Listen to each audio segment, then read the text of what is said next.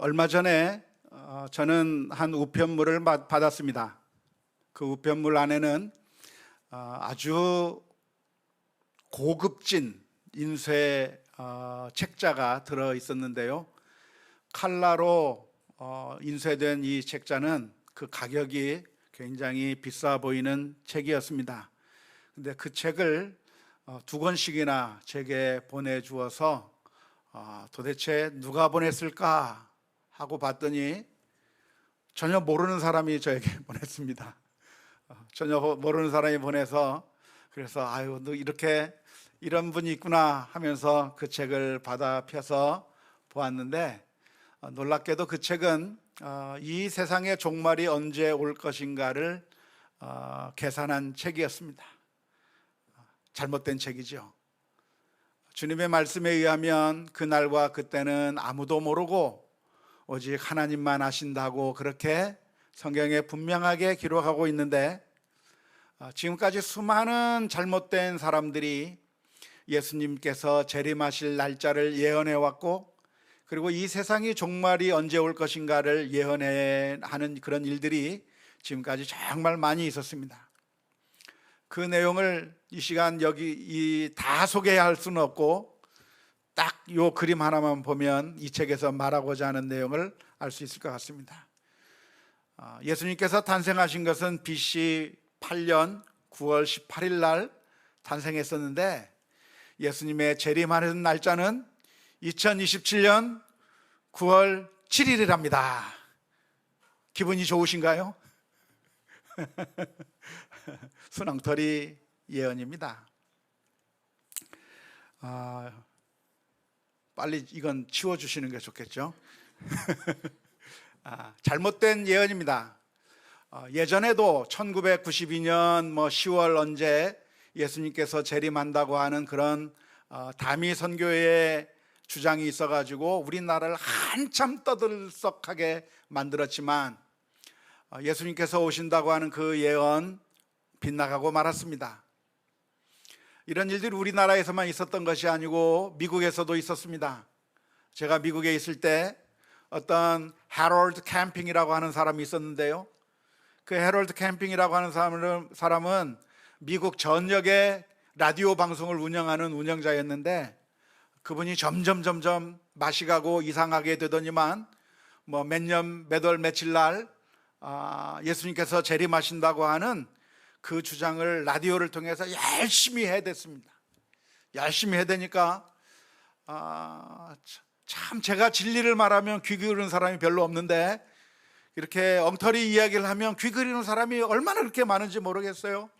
그래서 수많은 사람들이 그 잘못된 주장을 듣고, 이제 예수님께서 오신다고 한다면 우리가 갖고 있는 재물이 무슨 의미가 있겠나, 우리가 가지고 있는 돈이 무슨 의미가 있겠나, 재산이 무슨 의미가 있겠는가, 다 팔아버리고 그 해럴드 캠핑을 위해서 다 헌금해버린 그런 사람이 있었습니다.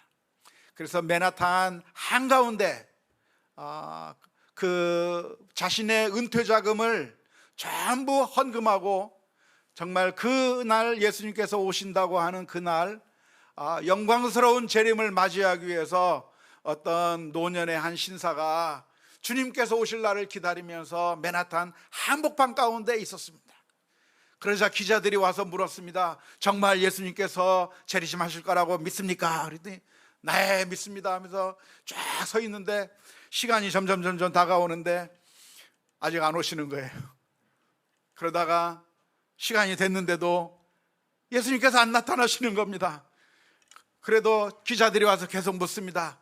아직도 예수님께서 올 거라고 믿습니까? 그 사람은 계속 믿습니다 하면서 기다리고 있었는데, 결국 예수님이 안 오셨고 지금까지도 안 오고 있습니다. 결국 그 사람이 그 이유가 어떻게 됐는지는 모르겠지만, 그런 잘못된 주장들이 교회의 역사 가운데 지금까지 수없이 많이 반복되어 왔는데, 또 놀랍게도 2027년에 예수님께서 재림한다고 하는 그런 엉터리 주장들이 우리 주변에 많이 퍼지는 것 같은데, 그러한 엉터리 주장에 속아 넘어가지 않으시기를 주님의 이름으로 축원합니다. 대답이 좀 작아요. 속아 넘어가지 않으시기를 바랍니다. 네. 이렇게 예수님께서 그날 재림한다라고 생각하는 이유는 창세기 1장 14절 15절 말씀에 기초해서 상상의 나래를 펼쳐 나갔기 때문입니다. 창세기 1장 14절 15절 말씀에 보니까 이런 말씀이 있습니다. 하나님이 이르시되 하늘의 궁창에 광명체들이 있어 낮과 밤을 나뉘게 하고 그것들로 징조와 계절과 날과 해를 이루게 하라. 또 광명체들이 하늘의 궁창에 있어 땅을 비추라 하시니 그대로 되니라 하는 말씀이 있습니다. 이런 창세기 말씀에 근거해서 하나님께서 해와 달과 별들을 주신 이유가 무엇인가? 그냥 계절만 알려주는 것이 아니라 시대의 징조를 보여주기 위해서 하나님께서 해, 달, 별을 만들어 놓으셨고, 그래서 그 해와 달과 별들이 서로 아주 일정한 거리를 유지하면서 그렇게 위치하게 되는 그때, 계시록에서 보여주고 있는 그 영광의 면류관과 같은 형상으로, 조금 전에 아까 그 그림에 보면 뭐 왕광 비슷하지 않습니까? 그렇게 별들이 모여지게 될 때 예수님께서 재림하신다고 하는 것을 나타내기 위한 하나님의 섭리가 있는 것이라고 주장하면서 이런 주장을 펴고 있는데요, 한마디로 엉터리 주장이라고 할 수가 있겠습니다. 하나님께서 해와 달과 별을 통해서 징조를 이루고 또 계절을 보게 하라고 하는 그 말씀은, 그러니까 미래의 징조를 알 수 있다고 하는 그런 의미의 말씀이 아니라, 우리가 해의 움직임, 달의 움직임 등 이런 것들을 봐서 봄, 여름, 가을이 어떻게 되는가를 알 수 있고 농사 지는데 도움이 될 수 있다고 하는 그런 의미에서 말씀해 주시는 것이지, 예수님께서 재림하시는 날짜와는 전혀 관계가 없는데 그 정말 신랏과 같은 그런 조그만 말씀 위에 커다란 상상의 누각, 사상 누각이라고 하죠. 그런 것을 지어서 이렇게 예언하고 있는 그런 잘못된 현혹하는 사람들이 많이 있는데, 그런 사람들의 속아 넘어가지 않으시기를 주님의 이름으로 축원합니다. 성경 말씀에서는 분명하게 말씀하고 있죠. 마태복음 24장 36절의 말씀에 이렇게 기록하고 있습니다. 그러나 그 날과 그 때는 아무도 모르나니 하늘의 천사들도 아들도 모르고 오직 아버지만 아시느니라. 예수님께서 이렇게 말씀해 주셨는데, 아무도 모르고 오직 아버지 하나님에게만 그 날짜가 알려져 있을 뿐 이 세상에 그 누구도 알 수 없다라고 분명하게 말씀해 주셨는데, 나는 안다라고 말하는 그런 사람들에게 현혹되어서 속아 넘어가고 여러분들의 재산을 허비하는 그런 엉터리 일들이 넘쳐나 그렇게 생기지 않기를 바랍니다. 그런데 오늘 본문의 말씀도 그런 면에 있어서 수많은 사람들이 활용해 왔던 말씀 가운데 하나입니다. 마태복음 24장 32절 33절 말씀에 보면 이렇게 기록합니다. 무화과 나무의 비유를 배우라. 그 가지가 연하여지고 잎사귀를 내면 여름이 가까운 줄을 아나니, 이와 같이 너희도 이 모든 일을 보거든 인자가 가까이 곧 문 앞에 이른 줄 알라고 말씀해 주셨습니다. 그러니까 이 말씀은 무슨 말인가요? 무화과 나무 잎이 연해지면 예수님이 오신다는 이야기인가요?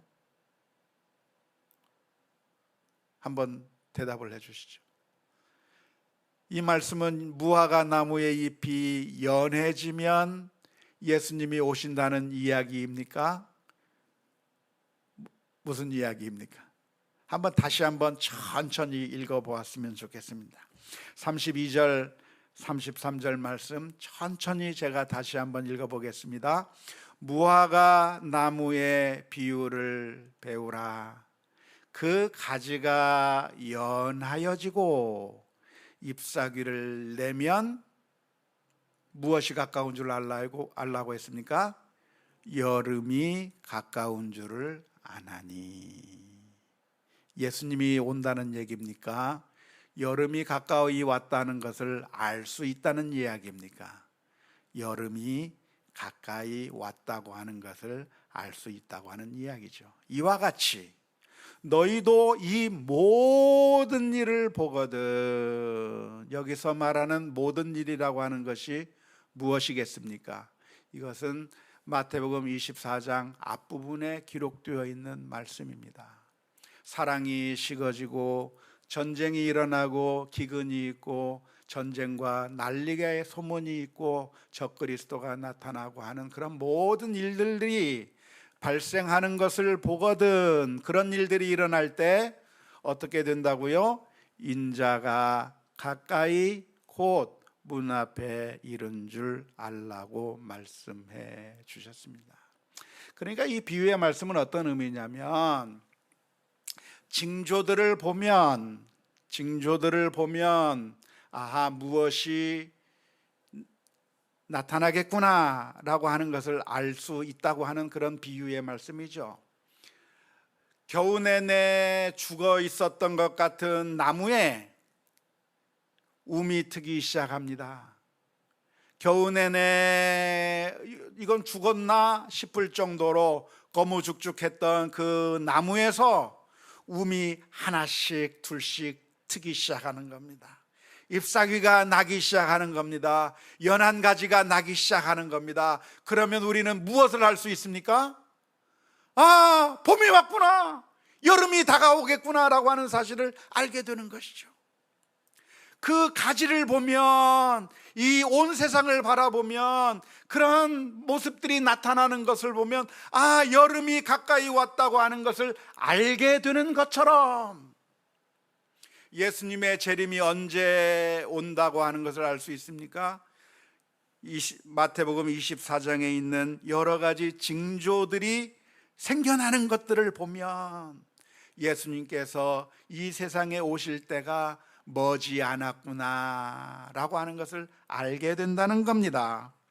적그리스도가 나타나고 난리와 난리의 소문을 듣고 민족이 나라가 나라를 대적하는 일들이 일어나겠고, 또한 사람들이 너희를 예수 그리스도의 이름 때문에 죽이게 될 것이고, 사랑이 식어지고 거짓 선지자가 일어나고 하는 이런 수많은 징조들이 일어나는 것들을 보면, 그러면 주님께서 오실 때가 가까이 왔구나 라고 하는 것을 알게 된다고 하는 그런 의미입니다. 따라서 오늘 이 비유의 말씀은 무화과 나무의 비유가 아니더라도 충분히 할 수 있는 비유입니다. 어떤 비유들을 할 수 있을까요? 이런 비유를 할 수 있습니다. 만일 여러분들의 뱃속에서 꼬르륵 꼬르륵 소리가 난다고 한다면 밥 먹을 때가 가까이 온 줄을 아나니 할 수 있어요, 없어요? 있습니다. 자, 지금 졸리기 시작하고 하품이 나기 시작하고 그러면 아, 이제 잠잘 때가 됐다고 하는 것을 알 수 있어요, 없어요? 있어요. 우리는 이 세상에 나타나는 징조를 보면서 아, 그 다음에 무슨 일이 일어난다고 하는 걸 아는 겁니다. 그러니까 굳이 무화과 나무의 비유를 하지 않아도 이 비유는 성립하는 것이죠. 예수님께서 말씀하시는 겁니다. 무화과 나무를 보면 아, 겨울이 지나가고 봄이 왔고 이제 곧 여름이 오는 것을 아는 것처럼, 싹을 보면, 잎사귀를 보면 여름이 다가왔다고 하는 것을 알게 되는 것처럼, 이런 징조들이 나타나는 것을 보면 종말이 가까웠다고 하는 것을 알 것이라고 예수님께서 말씀해 주신 것이죠. 그러니까 우리는 이런 예들을 많이 들을 수가 있는 겁니다.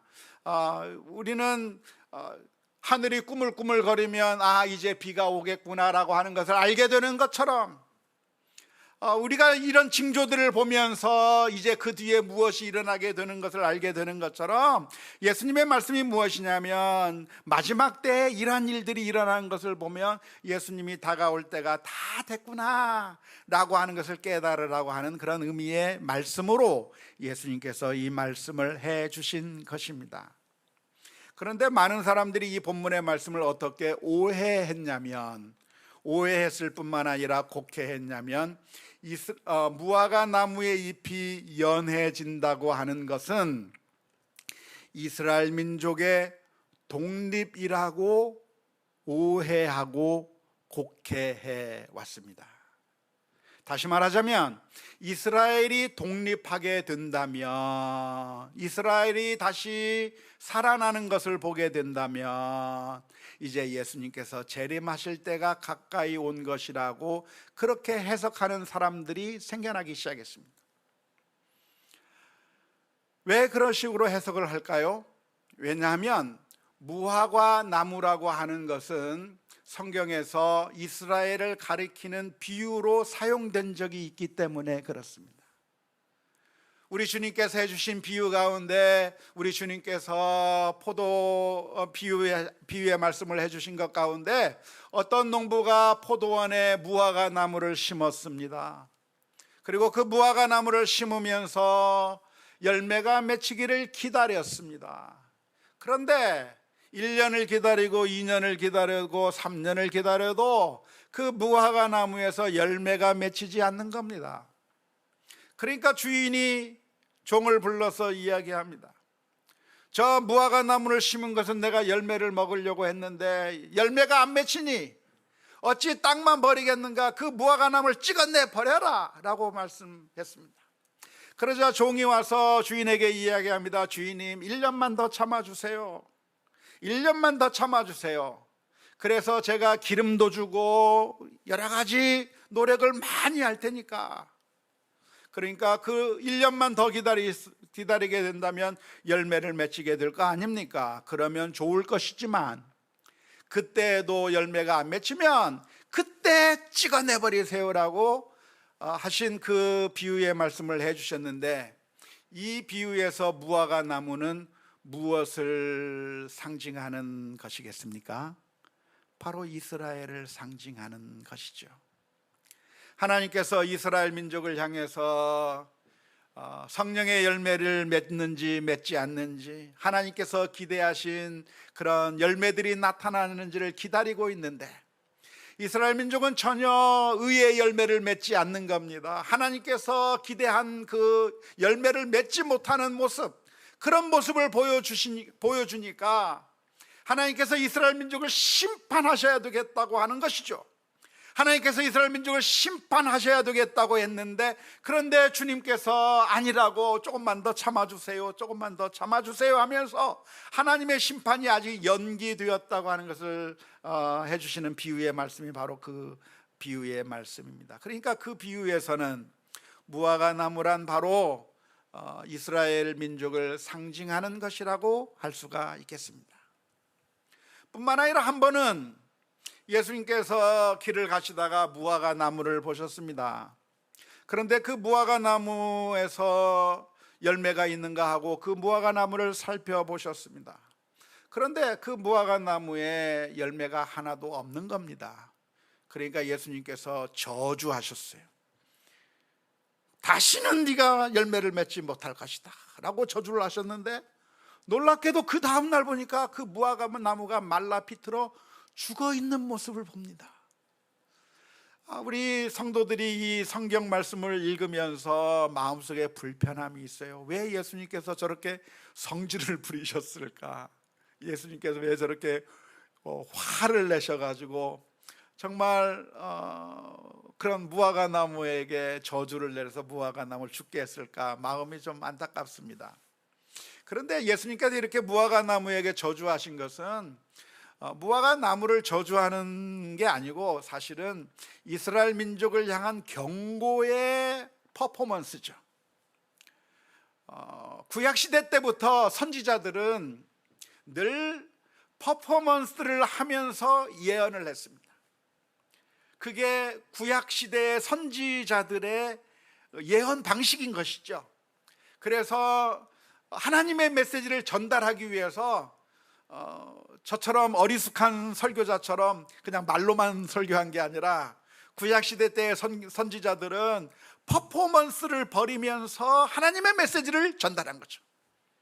그래서 호세아 선지자는 하나님이 정말 자비로우신 하나님이시고 인자하신 하나님이시고 길이 참으시는 하나님이라는 것을 보여주기 위해서 고멜이라고 하는 여인과 결혼하는 겁니다. 그리고 그 고멜이라고 하는 여인이 배신하고 나갔을 때 또 데리고 와서 아내로 삼고 창기가 되어도 그 돈을 내고 그 창기가 된 아내를 데리고 와서 또 데리고 오고 그런 한 일들을 하는데, 왜 그렇게 하냐면 그런 퍼포먼스를 통해서 하나님께서 이스라엘 민족을 너무나도 사랑하신다, 배반한 이스라엘 민족을 끝까지 사랑하신다고 하는 것을 생생하게 전달하기 위해서 그런 퍼포먼스를 하는 것이죠. 바울 사도가 예루살렘으로 돌아가려고 했을 때 끈을 묶어서 이 끈의 주인이 예루살렘에 가게 되면 결박을 당하게 될 것이라고 하면서 그렇게 예언을 했는데, 그런 식입니다. 예수님께서도 지금 무화과 나무를 저주하신 것은 무엇이냐면 그런 저주의 퍼포먼스를 통해서 지금 열매를 맺지 않고 있는, 행동의 삶의 열매가 전혀 없는 이스라엘 민족을 향해서 경고의 메시지를 전해주시는 것이죠. 그런 걸 통해서 이 무화과라고 하는 것은 예수님의 비유에서도, 예수님의 행동에서도, 그리고 구약시대 때 그 성경 말씀 가운데서도 이 무화과라고 하는 것은 이스라엘을 상징하는 용어처럼 그렇게 정착이 되어 있는 표현이 바로 무화과 나무입니다. 그러니까 어느 한 곳에서 무화과 나무가 이스라엘을 가리킨 적이 있으면 무화과 나무가 나올 때마다 이스라엘로 해석하면 되나요? 안 되나요? 안 됩니다. 그걸 우리가 종종 실수하는 겁니다. 많은 성도님들이, 목회자들이 그렇게 천편일률적인 해석을 하면서 실수하는 겁니다. 그 단어의 뜻은, 그 문장의 뜻은 그 문맥에 따라서 의미가 달라질 수 있는 겁니다. 하나님은 때로는 목자로 비유가 되기도 하고, 하나님은 반석과 같은 분이라고 비유가 되기도 하고, 때로는 하나님은 사자와 같은 분이라고 비유가 되기도 하고 그렇습니다. 하지만 어느 한 곳에서 비유가 그렇게 사용됐다고 해서 천편일률적으로 그대로 대입해서 씨가 나오면 무조건 말씀으로 해석하면 안 되는 것이고요, 목자가 나오면 무조건 하나님이라고 대입해서도 안 되고, 무화과 나무가 나오면 무조건 이스라엘이라고 그렇게 대입해서 해석해도 안 되는 것이죠. 오늘 마태복음 24장 32절 말씀에서도 역시 마찬가지인 겁니다. 무화과 나무가 연하여지고 잎사귀를 내면 여름이 가까워진 줄 안다는 얘기는, 그러니까 이스라엘이 독립하는 것을 의미하는 것이 결코 아닙니다. 이스라엘의 독립과는 아무 상관이 없어요. 이스라엘의 독립과 예수님의 재림과는 아무런 상관이 없는 겁니다. 그런데 어떤 천편일률적으로 무식하게 성경을 대입해서 해석하려고 하는 사람들이 무화과 나무는 이스라엘이지, 이스라엘이 연하여진다고? 가지를 낸다고? 그러면 이스라엘이 독립하는 걸 의미하나? 이스라엘이 언제 독립했죠? 1948년에 독립을 했으니까 이스라엘은 수천 년 동안 나라 없이 헤매고 있던 그 나라가 1948년이 되어서 독립하게 되는, 그것은 정말 역사적인 사건이 되었거든요. 그러니까 1948년에 이스라엘이 독립했으니까 이제 그 뒤로 몇 년 있으면 예수님께서 재림하겠구나라고 그렇게 해석하는 사람들이 있었는데, 그것은 순 엉터리 해석이라고 하는 것을 알아야 됩니다. 그날과 그때는 아무도 모릅니다. 어느 날 제가 헷가닥해서 예수님이 몇 년 몇 월 며칠 날 온다고 이야기하거들랑 제가 이야기하면 그런가 보다 하고 들어야 됩니까? 아닙니다. 아이고 목사님 이제 더 이상 안 되겠구나 해야 됩니다. 그날과 그때는 아무도 몰라요. 그것이 성경의 가르침입니다. 그리고 이 무화과 나무가 연화해진다고 하는 것은 이 무화과 나무, 이스라엘의 독립을 의미하는 것이 아니라, 무화과 나무가 언젠가는 이스라엘을 나타내기 위해서 사용되긴 했지만 이 문맥에서는 이스라엘을 나타내는 것이 아니라, 해가 뜨면 더워지겠구나라고 하는 것을 알듯이, 꽃이 피면 곧 열매가 맺히겠구나라고 하는 것을 알듯이, 구름이 끼면 비가 내리는 것을 알게 되듯이, 무화과 나무 잎이 연화해지면 여름이 되게 되는 것을 알듯이, 마태복음 24장에 기록된 여러 가지 징조들이 나타나는 것을 보면 예수님께서 재림하실 때가 가까이 온 줄 알라고 하는 그런 의미의 말씀입니다. 정말 예수님께서 오시는 것은 언제 오시는 것일까요? 모릅니다. 하지만 언제 오는지 모르는데 도적과 같이 온다고 말씀하셨잖아요. 그 말은 우리가 전혀 예상치 못한 순간에 예수님께서 갑작스럽게 오신다고 하는 의미입니다. 갑작스럽게 오시는 그 예수님에게, 그런 예수님을 맞이하기 위해서 우리는 어떻게 준비해야 할까요? 마태복음 24장 42절의 말씀에서는 이렇게 말씀해 주고 있습니다.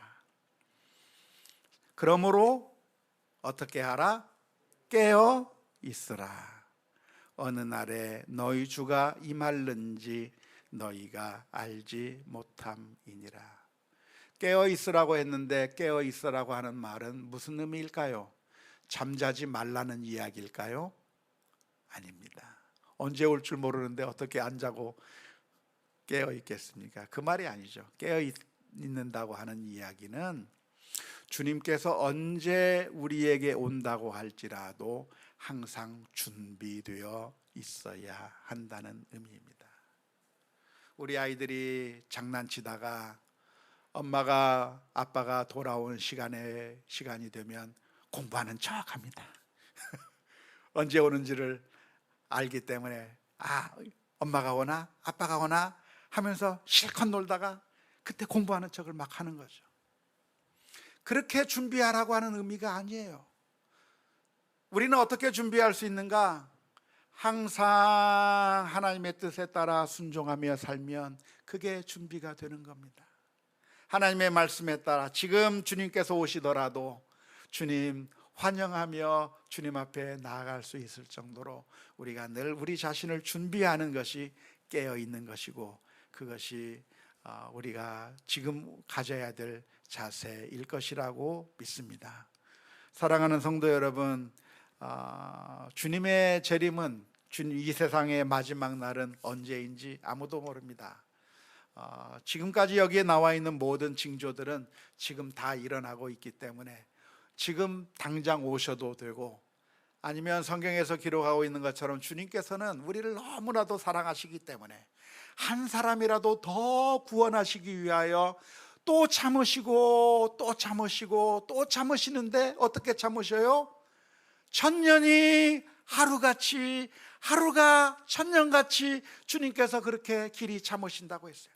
그 말이 무엇이냐면, 주님께서 천년을 기다리신 다음에 아이고 지긋지긋하구나, 너무나도 많이 기다렸으니까 이제는 끝내버리겠다가 아니라 천년을 기다리고서도 아니야, 아직 하루밖에 안 지난 것 같아, 더 기다려야 돼 라고 하시며, 주님께서는 우리 모두가 돌아오기를 기다리고 또 기다리고 또 기다리고 계시다고 하는 사실을 기억하면서, 그러나 우리의 삶 가운데 늘 믿음으로 살아가는 가운데 주님께서 지금 당장 오시더라도 할렐루야 환영하며 주님을 맞이할 수 있는 우리 모두가 다 될 수 있기를 주님의 이름으로 축원합니다.